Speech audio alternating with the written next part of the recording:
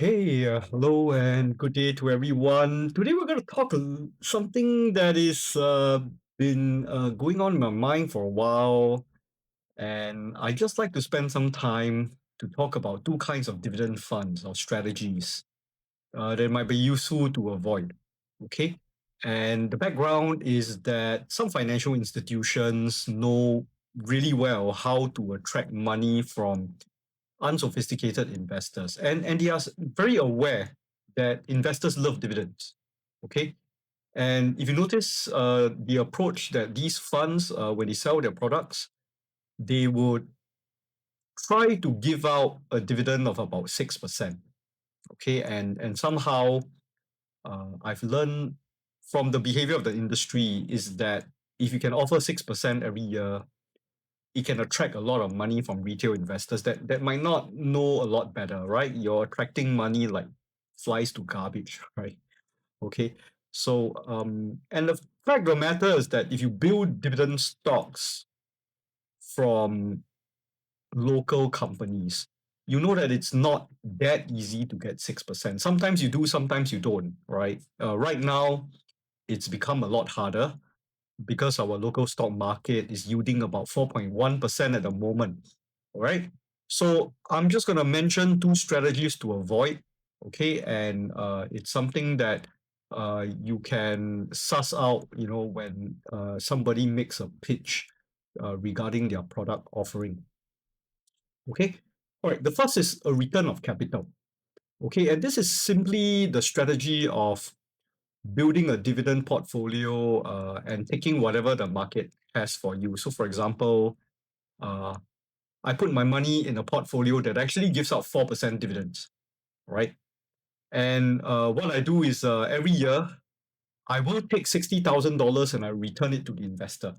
Okay, so that's one way of generating a fixed 6% dividend. And you're also somewhat betting that there'll be some capital gains to be able to offset that extra $20,000 that's given out. And this is particularly unfair to the investor because when I park my money with a fund, I do pay a sales fee, right? Imagine I pay a sales fee, it could be 1%.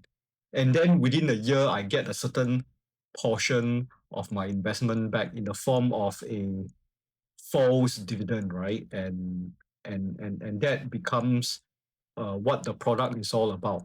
Okay. So it's not very fair to actually pay a sales fee just to get your money back before the year is up, right? So you need to be careful of funds like that.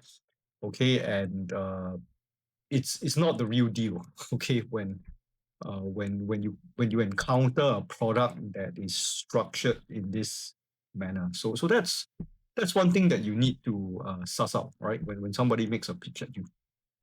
The second, which I've talked about on this channel, is some other funds employ covered call strategies. And as you sell covered call strategies, it generates a synthetic dividend. But these strategies give up future capital gains to produce that dividend for you. All right.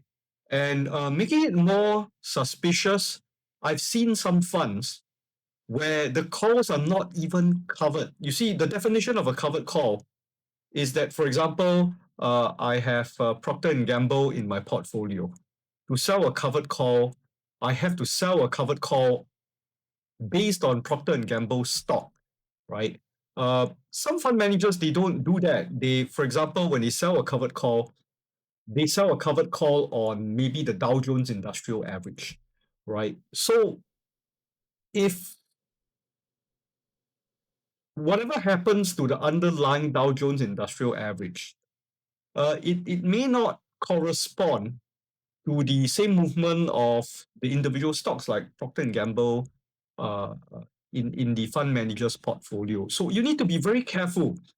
All right. And for a unsophisticated retail investor, you wouldn't really understand these things, right? So first of all, you need to understand that when you have a covered call strategy, you are sacrificing future capital gains to get a temporary payout that looks like a dividend, right? But sometimes the covered call strategy expires in the money for the person who bought the covered call then you need to compensate that person, and that's taken from your investment returns. Okay, so this is another strategy that I absolutely dislike, and I've done at least two other videos on it. Okay, and just a little bit of evidence, and I've done this on a previous video. I've taken the London equivalent of the S&P 500, and it has returned about 19% over the past 9 months. Okay, and in this same 9 months, right, a covered call strategy involving the Standards and Poor 500 only returned 7.85%, right? And that is the bottom line, right? When you actually get a covered call equivalent of the same fund, your overall performance is going to drop, even though it seems that you're extracting higher dividends from your investments. So that's something that is not very easy to communicate or to educate investors. But you really need to be armed with this kind of knowledge when someone pitches a fund to you, right? Yeah, which is a problem, right? These funds are fairly sophisticated. They try to do something that they know a lot of investors want, but without that deep financial knowledge, right, you're very vulnerable to these sales pitches. Okay, so how do you figure out whether your investment is likely to do this? Okay, very simply, you need to ask. You check the marketing materials, you talk to the person pitching the fund and you. And the fact of the matter is I'm just worried that they might not be completely honest when they answer that question. One of the reasons why I created this video is because I've some people tried to market a fund that way. I can't mention the name of the fund. I'm very sorry. Okay, because I'm not licensed as a financial advisor and I don't want to get into trouble.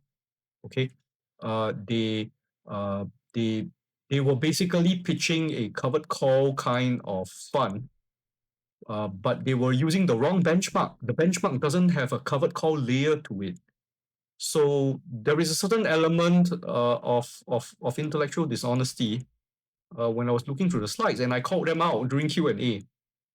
Making matters worse, I went on to ask about the Sharpe ratio of the fund. Uh, the person selling it didn't know.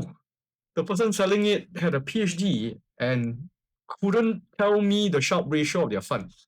And then an assistant came in and said it was 1.5, which is unnaturally high, right? And then based on the numbers I recorded on their PowerPoint, it didn't seem to me at that moment that 1.5 is even possible, given that a similar fund traded in the stock exchange, very similar, was getting a Sharpe ratio of 0.9, right? So you need to be very careful when you deal with people pitching these funds. Okay, I'm not even sure whether what they did was legal. I hope it is. Okay, and I'm very sorry I cannot name that fund because I'm the one without a license here. Okay, yeah. Um, and if you want to know whether the covered calls are used to generate these cash flows, just write into the person selling it to you and see whether they're really honest about it. Okay, but most of the time, if you're dealing with the run-of-the-mill financial advisor, they might not have the qualifications to be able to answer these questions, right? Which is a problem in the industry today. A financial advisor, you don't need a degree to be a financial advisor in Singapore, right? So always remember that. Okay, so position your questions very intelligently. If a person hems and haws, or the person is unable to provide any evidence that look like evidence, then you might just want to give the fund a miss. Okay, you can always put your money somewhere else. Okay, or you can develop the kind of intelligence to be able to figure out how these things work on their own. All right.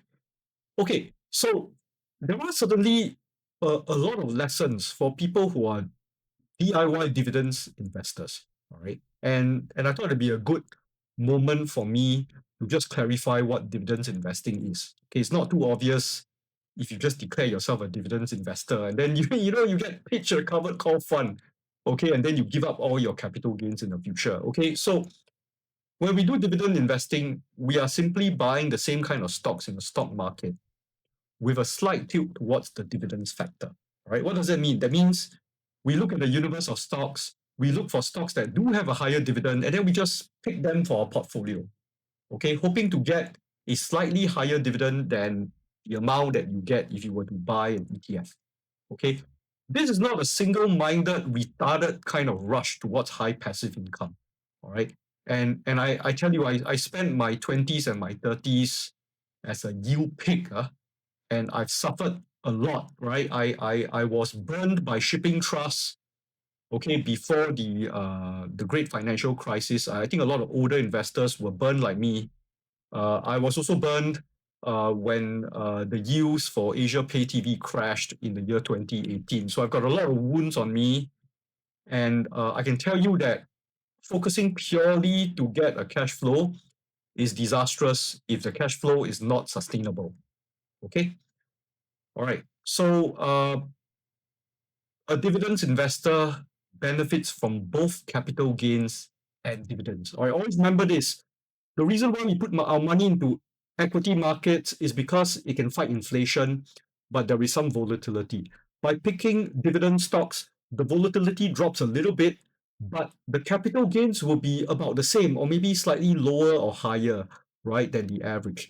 But there has to be capital gains because the capital gains is what makes your portfolio grow and makes you feel richer year after year, right? So always remember that, all right? You can't give up your capital gains just to get a slightly higher passive income over the short term. It's very short-sighted that way, okay? Now, most of the time, it is still okay in Singapore to get a decent yield like 5 to 6%, all right? I've recently built the starter portfolio for my ERM community, and we're getting about 5.5%, okay? Um, but if a fund were to offer you a dividend between 5 to 6%, you have to be very careful because as a DIY investor, I don't have to pay management expenses for the fund that I create on my own. But the fund manager, he's got to buy his BMW, his Ferrari, whatever, right? So there are investment expenses. If they can offer you the same 5 to 6%, that should raise alarm bells, right? That should raise alarm bells for retail investors. So be cautious, learn to ask intelligent questions on how these yields are achieved. Sometimes if you're lucky, and unlucky for the person selling the fund, I might be in the crowd. And if I'm in the crowd, I promise you, I'll make it a really fun and educational experience. All right. The questions I ask are not unreasonable. A fund manager should know what your Sharpe ratio is, right? And state the assumptions of your Sharpe ratio. Like, for example, what is your risk-free rate? And what is the Sharpe ratio over which period of time? All right. So that's what I expect from someone who manages money professionally. Okay. So with that in mind, that's all I have for you today. Thank you very much. And I'll see you on the next video. All right.